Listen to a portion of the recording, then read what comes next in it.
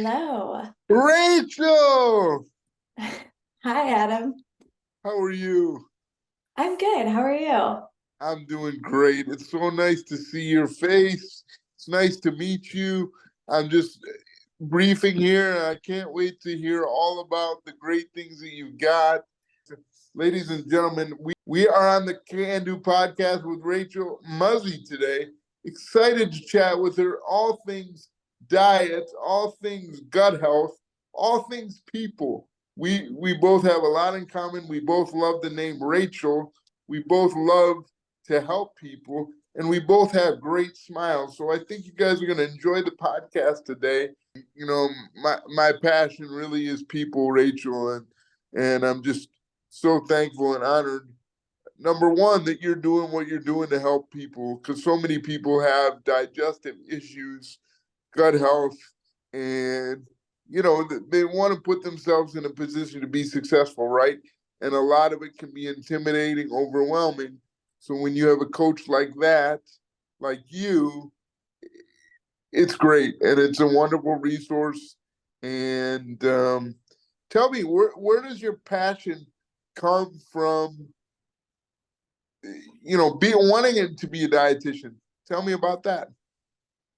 So, in just wanting to be a dietitian, um, stemmed from actually wanting to focus on sports nutrition and sports medicine initially.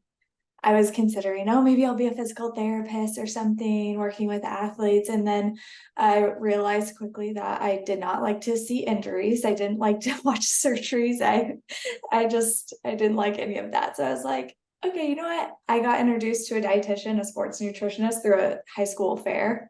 So those things actually work. And then I was like, okay, I'll explore that and shadow her.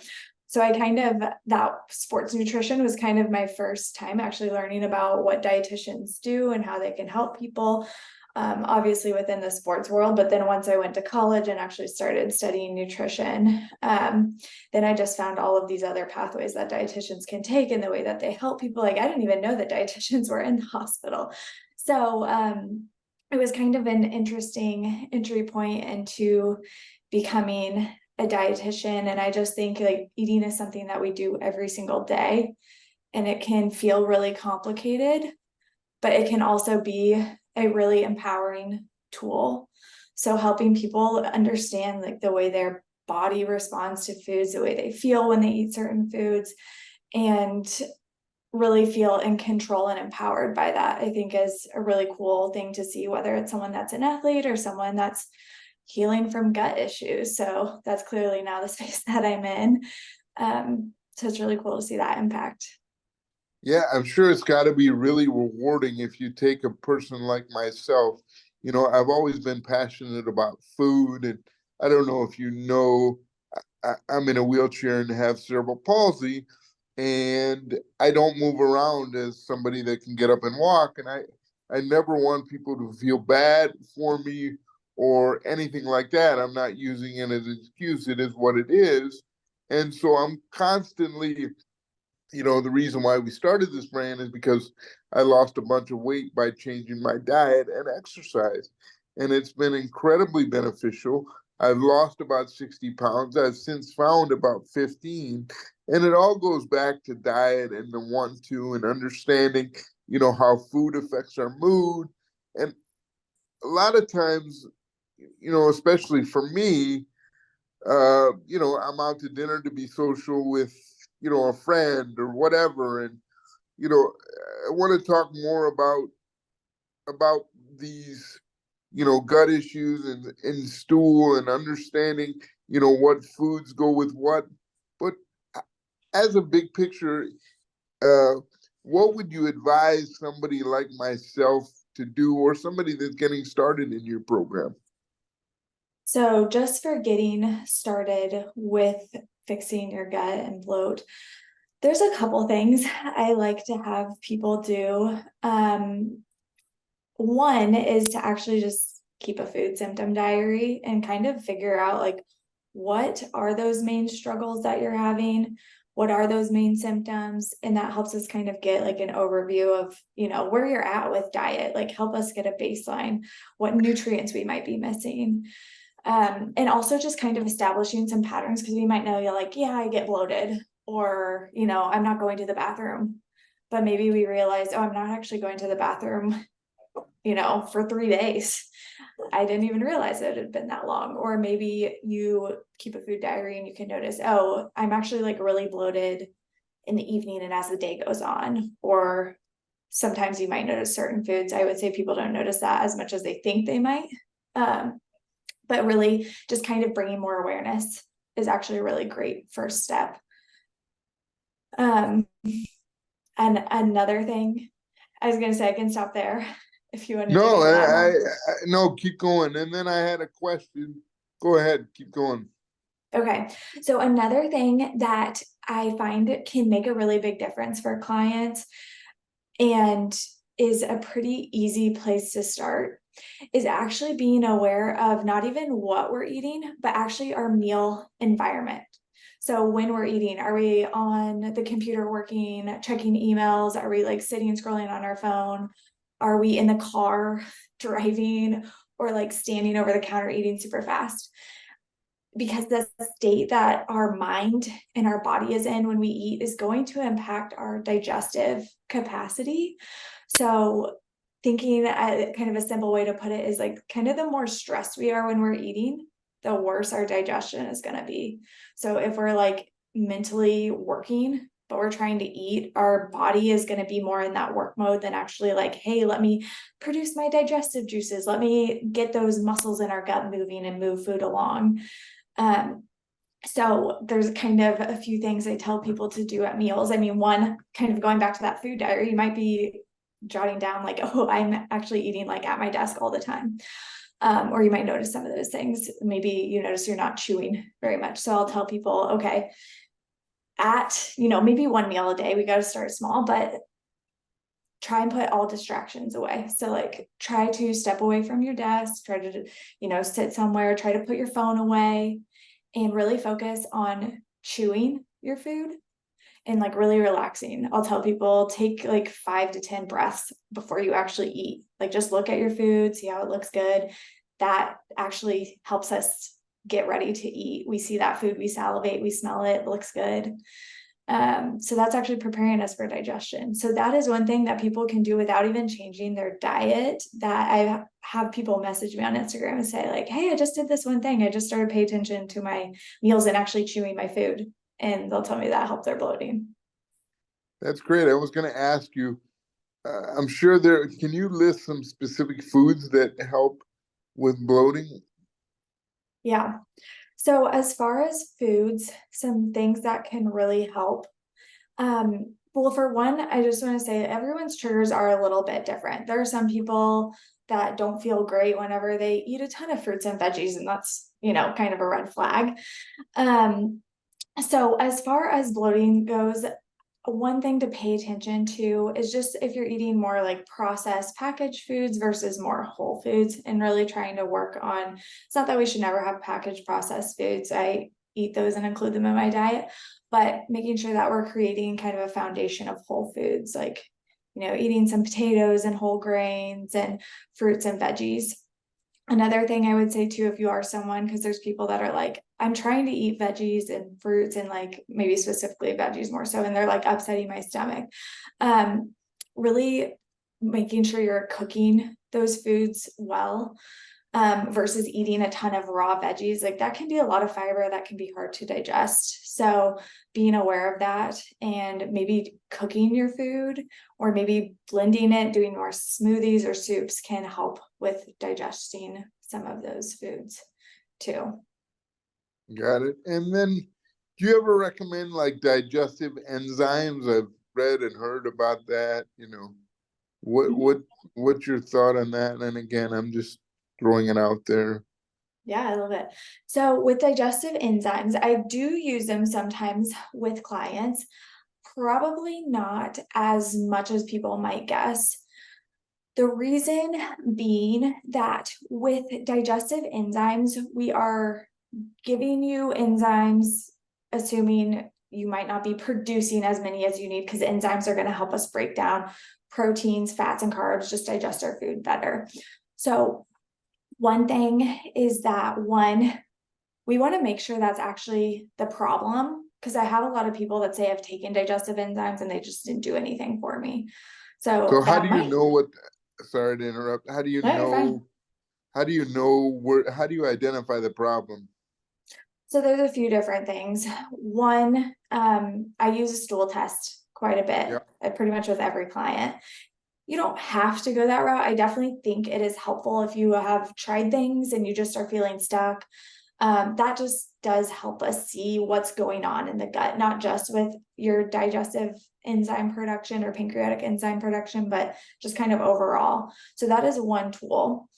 Also, you can sometimes decipher by symptoms. There can be a lot of crossover. So, like with enzymes, if someone's getting bloated, like maybe an hour or so after they eat, then it could be more likely that, enzymes, because that's kind of like the timing of when we start digesting that food with enzymes. Um, so that can be hard to know if you're someone that's just like, yeah, I just get bloated, I kind of know this timing. So it can be a little tricky. And that's where sometimes with supplements, people can end up like guessing and buying things and trying things. And sometimes they work and sometimes they don't. So that's why I like using that stool test, is because it helps us just kind of take out some of that guesswork and know what we need to support your gut. How do you know, like, this is a very elementary question, like, That's okay. yesterday I drank like celery juice for the first time and I was very gassy and it was strange. Uh, but how do you know if you're, I don't typically, and I'm sorry for being elementary, I don't know if I'm bloated or not. Like I knew yesterday because I did, like, I drank celery juice and, you know, I was more frequent, with my bathroom, I guess. Uh, Mhm. but other than appearance, like, talk to me about how someone would know. And again, I'm Yeah. just using myself as an example. I don't know, you know. Yeah, that's fine. Oh, trust me, I'm not shy about talking about poop, bloating, all of those things. Right. So, No, I'm not um, either. And I don't, like, I want, if we can make one person better by this podcast, then we've done our job. yeah, Period. well, I agree. So with bloating, I'm glad you asked, because there sometimes can be a little bit of a misunderstanding. Some people will interpret bloating to mean like belly fat or abdominal fat, and that is not what I'm talking about. Um, with bloating, what I'm referring to, it can be a feeling. It can also be an appearance for some people. So a lot of times clients will say, I feel 6 months pregnant, or I look 6 months pregnant. So sometimes people are literally feeling a tightness, a discomfort, a fullness in their abdomen. That can be sometimes up higher between the ribs, sometimes it's down lower. I usually do ask that question because bloating in different areas can be different things, but it can be that kind of feeling of fullness, distension, discomfort. But I also have clients that say, like, I have to unbutton my pants at the end of the day. I have to, like, put on my stretchy pants because their stomach is so distended. And there might not be as much of the discomfort, but they have this like physical distension that they can tell is not normal. And that's another thing, is a lot of times I'll tell people, if you have to ask if it's normal, it probably isn't. I mean, that's not always the case, but if you're kind of like suspicious of something or feeling like something's off, then it probably is. Right. I mean, people, we know our bodies best. We know when something's off in most cases. Yeah. Let me see. What do you find is common in most of your folks that you see and you help? I mean, obviously, most people want to stay slim and trim, especially around the holidays. We also enjoy our food. First of all, I guess it's a two-part question. What is common in the clients that you treat or talk to, coach, whatever? So common as far as kind of causes or symptoms. Causes, goals, symptoms, you Goals. know, Okay. Yeah. let's talk goals first. I would talk Yeah. goals. So a lot of my clients have the goal of, I mean, fixing bloat is probably like the things that they want to fix. But normally fixing bloat, what they really mean is like, I want to eat without stressing about what I'm going to eat, how it's going to make me feel after. They typically mean I want to feel in control of my bloat and not like I get bloated and then that just kind of ruins my whole day. That dictates me being on the couch instead of like having energy to go on a walk or do something else that feels good. Um, so usually the goals might be like fix bloating, reduce reflux. A lot of times I see irregular bowel movements. That may be someone that's constipated. That may be someone that's having more loose stools going to the bathroom, or kind of a combination. I see a lot where someone won't go for a few days and then all of a sudden they're like going a lot. Stomach pain. So there's usually, I would say, rarely is it ever just one thing. Most clients will have probably about 3 of those symptoms that kind of overlap and maybe have different severities. And fixing the bloat is the main thing. But again, it's like the goal is kind of to get their life back in certain ways, kind of going beyond just like the digestive symptoms. Right. And is that primarily your focus, bloat, just minimizing bloat? Yeah, so I would say, in on Instagram, I'm the bloat-free nutritionist, so I definitely talk about bloating a lot, but I just find that's one of the most common symptoms, which is why I talk about that. But kind of like I said, rarely is someone ever just bloated. A lot of times, like once we start talking, I'll find out, okay, they're having, reflux and some indigestion like multiple times a week. Or, their main frustration is that they're bloated, but they're also having irregular bowel movements. And maybe they have a lot of fatigue and low energy.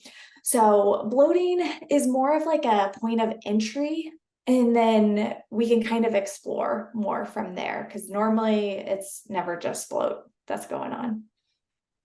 Great. Let me see. As we embark on the new year, people want to focus on, um, you know, new year, new you, and kind of we Mhm. talked about, with the health food journal, writing it down. What's another good key step that people can look to that we haven't already discussed that somebody can do, uh, to kind of kickstart what they're doing, Yeah. or to get off on Yes. the right foot, I should say. Right. Well, definitely. Yeah, we talked about the food journal, so that's a good way to get a baseline. Um, I mentioned the kind of eating calm meal habits, like that is a really good one. And then to add to that, I would say another great way to support your gut is to also make sure that you are incorporating a variety of plants in your diet. So that can be a really good way. There's research that shows that those who eat 30 plants per week have a more diverse microbiome. So that's the bacteria that are in our gut. When those are very diverse, we have a more resilient microbiome. We can have less inflammation, better digestion, and less of those kind of pesky symptoms. So if you are someone that maybe like eats the same things every week, trying to think of, okay, what are some different colors I can get on my plate? Maybe you eat like, I know for me, I eat onions and like red peppers a lot. So it's like, okay, how can I make sure I have some greens? How can I make sure I have some blues, some purples, yellows, whatever it is, and really trying to slowly start incorporating some new plant foods in. That could be 1 or 2 per week that you kind of add in and try. You know what? I love all your advice, and the blues and the yellows and the pinks and what have you. Let me see. I had changing dietary habits. How do you recommend if people celebrate small victories? I think that's really important. I'm a huge believer in starting small. And I understand Yes. that people are going to have setbacks and everybody's going to slip up. We're all human. Um, but we talked about the journal, we talked about looking at your food, analyzing it, we talked about, being in the right mental space, just changing your habits. Talk about Yeah. that. Yeah, yeah, So yes, I definitely agree. Always starting small and also maybe looking back at your history, like what is my history of goal setting and how those goals have gone for me. Because I think and I've heard you say this before on other podcasts too, but like, starting really small, less than you maybe think you want to accomplish, because um yeah, a lot of times we can take on a lot at once and we can say, okay, it's the new year. I'm going to change my diet. I'm going to go to the gym every week, multiple days a week. I'm going to, sleep 8 hours a night. And then all of a sudden it's the end of the month and we've barely done any of those things because there's just too much. right. So I think really picking one thing to focus on. And then what I like to do is have clients. So actually, whenever we meet for our calls, I ask clients, I'll say, what's one win that you've had since we last met? Love it. And that actually prompts them to, report something. It doesn't even matter what it is. Like, it might not be that, oh, my bloat's gone, but it might just be, oh, I, focused on eating 3 meals a day every day this week. So giving yourself some kind of prompt and reminder to actually track those wins on a regular basis can be helpful. And also reminding yourself that sometimes the win is just doing an action. It's not like that end result of like, okay, my goal is to reduce my bloat. Well, maybe your initial goal is to just eat 3 meals a day, and we need to celebrate that success Right. before getting into like whether your bloat is gone or not yet. Cool. And I have another question because unfortunately, my dad passed away with esophageal cancer, and he had a lot of acid reflux. And acid Mhm. reflux runs in our family, and so I take some medication in the morning and at night. And I've also, you know, after you have a big meal, sometimes your stomach feels not so happy. So I do like a Bio-K. You've heard of that yogurty, the The the yeah. Bio-K, you buy it at Whole Foods or you buy it online. Talk about like talk a little bit about acid reflux, just your thoughts on that, just because it hits home to me. And then what are some foods that kind of help with that? Yeah. Yeah, acid And reflux can't go ahead. no, go ahead. I'm sorry. Yeah. So acid reflux, some things that I always think of whenever someone tells me I'm having acid reflux. So then that makes me start wondering like what's the environment of the stomach? So our stomach lining can be damaged and we can have some pain and inflammation. We can have stomach acid irregularities, whether that's too much acid or too little stomach acid, which can actually still cause some reflux symptoms. So that's kind of like where my mind goes as a practitioner, but some things to look at and think about is one, making sure that we are getting some motility support because our When you say food. motility, what does that mean? I'm sorry. No, that's okay. So motility is how our food kind of moves through our gut. So the contents, whenever we eat food, that food hangs out in our stomach for a couple of hours and slowly empties down into the small intestines then. So we want motility is just kind of how food moves through our gut at a certain pace.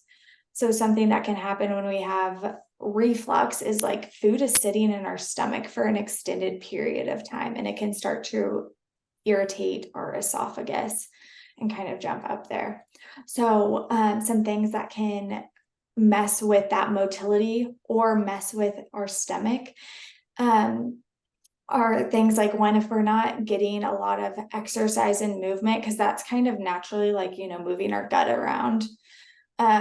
You can also like actually get your hands on your abdomen and actually do like kind of an abdominal massage too. I find that is something that helps like move things along the gut and can help with like constipation.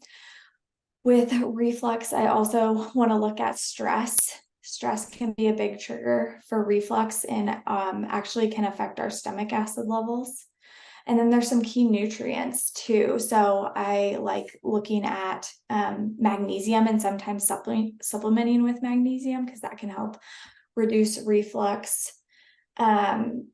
We need zinc in order to produce enough stomach acid. So I'm kind of getting in the weeds here a little bit, but just to say, there's a lot of different things that we can look into as far as like our diet, stress being a factor, movement and exercise being a factor.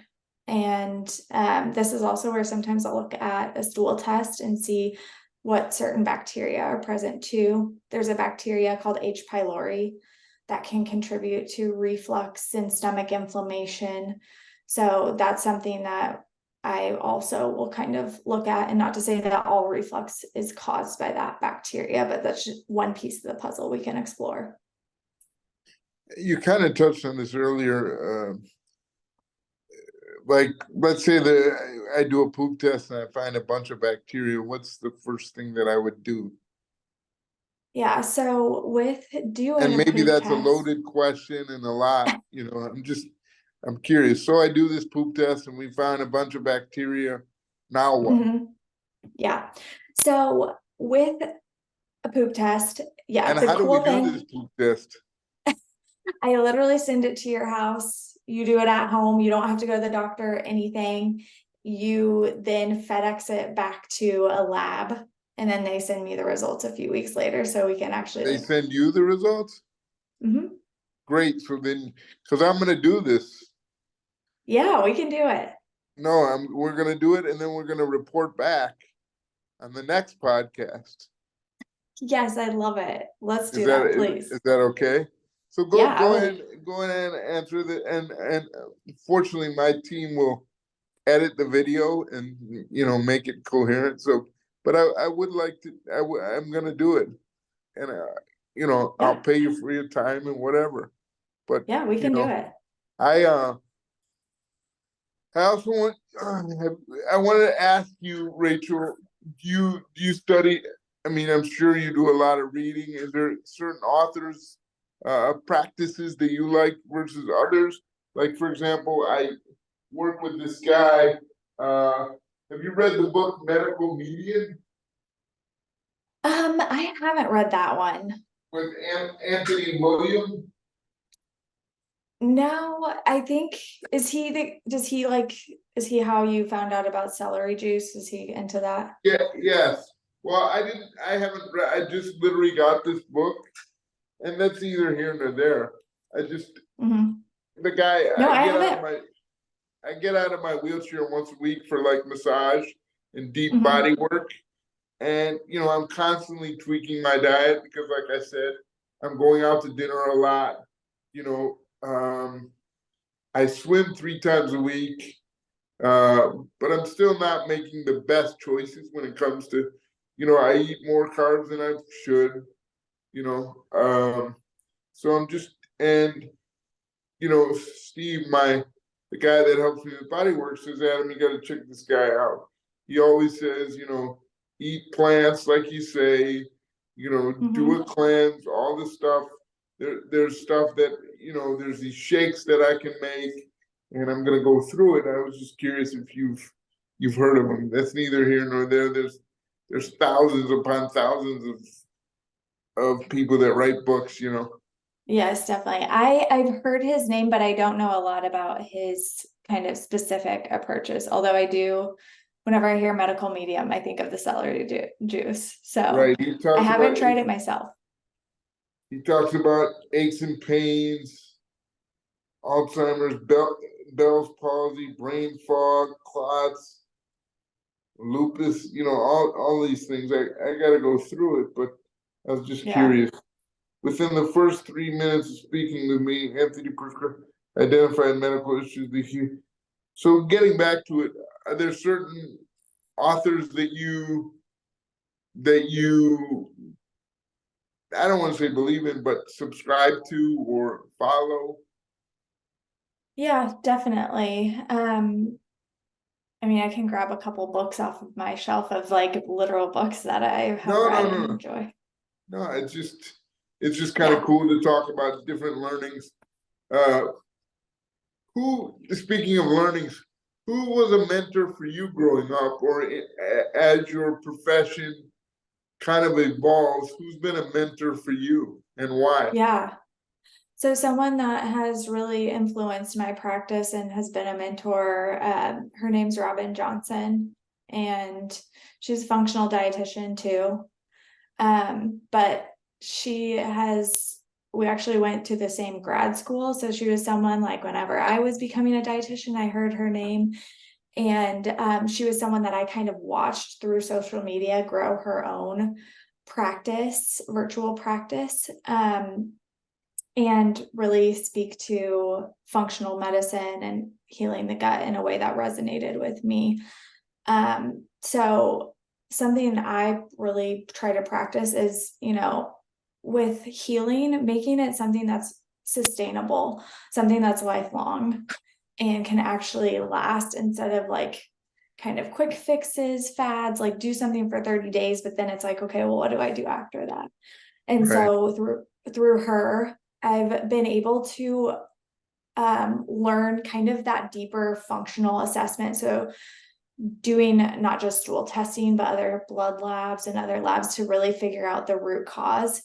And always kind of coming back to, am I helping someone on that deeper level? Because, um, a lot of times we can just jump on like a supplement that we see, but we then forget, well, what is like the actual problem that I need to fix here? So she's someone that's really like helped ingrain that in my practice of like always going back to, are we actually fixing the root cause so that this person is getting better long term and not just for a temporary period? And then she's also someone, since I started following her when I was in school, and then I actually did some mentorships with her, like I have kind of seen her practice grow and been really inspired by that too.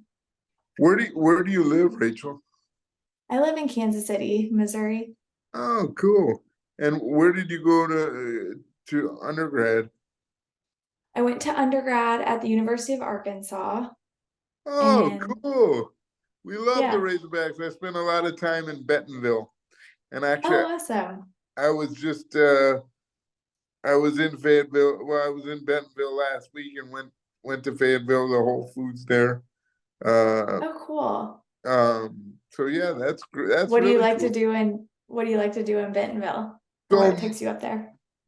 my brother owns a brokerage, a retail brokerage firm. So he represents brands of all kinds, and so he Mhm. works with a lot of brands, helping them succeed at Walmart.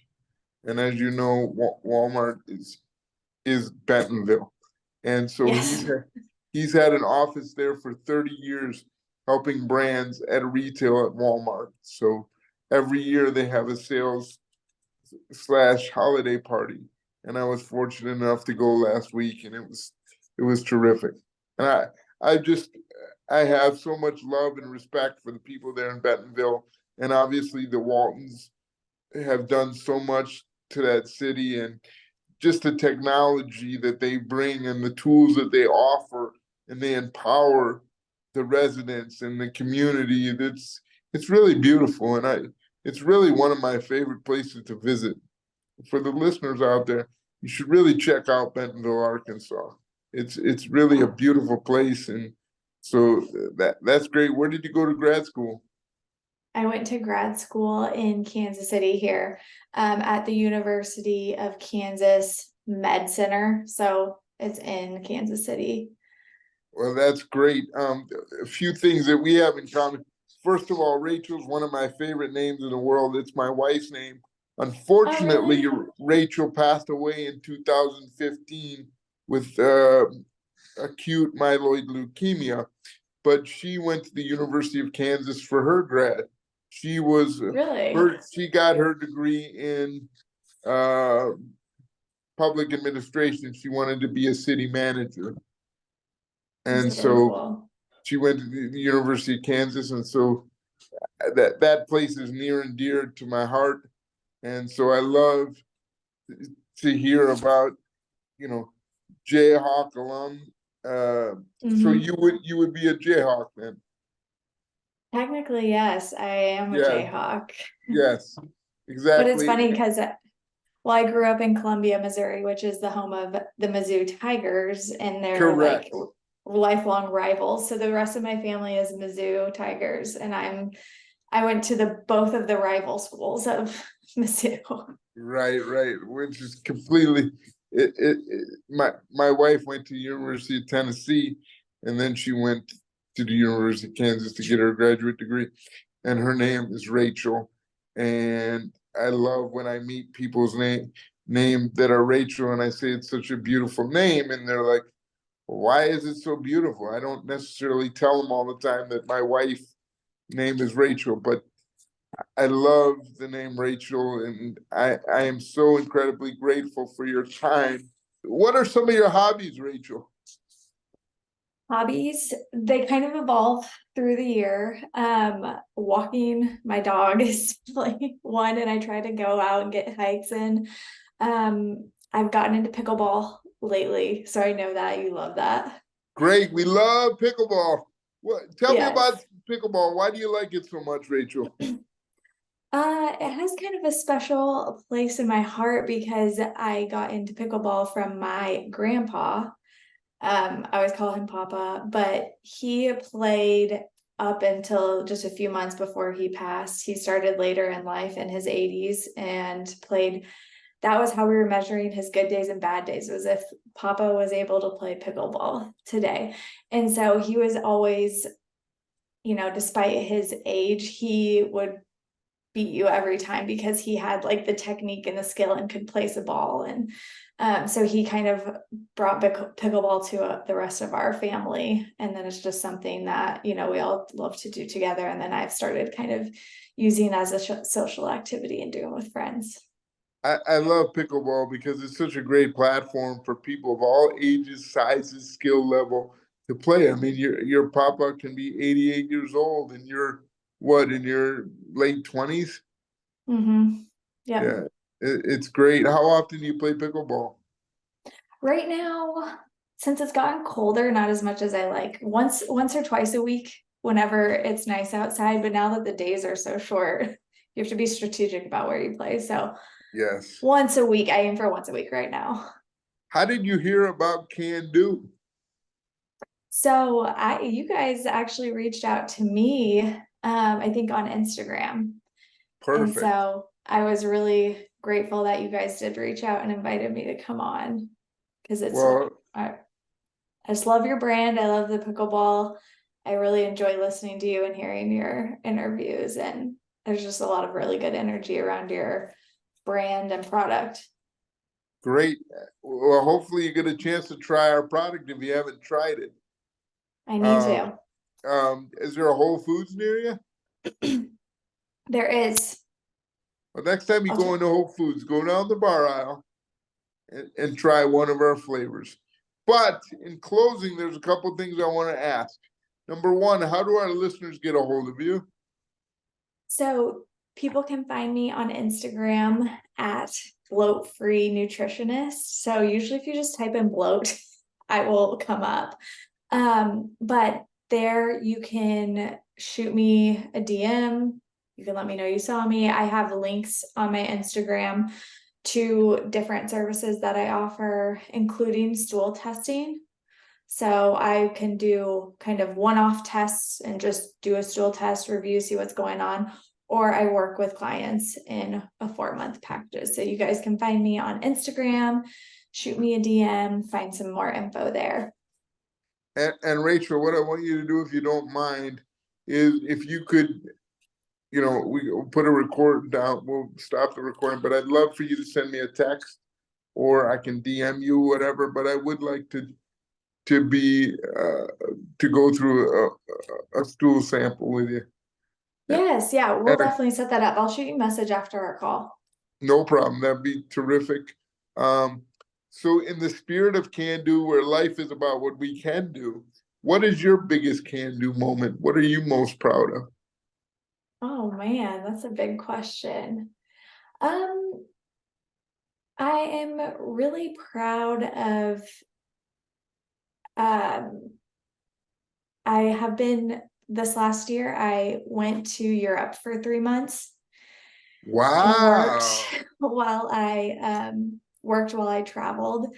So kind of, I mean, I'm proud of myself for pursuing some of the dreams that I've had in my life. And I've been lucky to be able to do that. So that is my most recent can do moment, was really making that happen in 2023. That's awesome. That's really cool. What were some of your favorite spots in Europe? Couple favorites. Um, Anywhere in Italy. Italy Right. was amazing. I went to the Dolomites, which is a cool blend of kind of Italian, because obviously it's in Italy, but there's a heavy influence of some of the other countries around it, like Austria. So it's kind of this cool mix of those two cultures.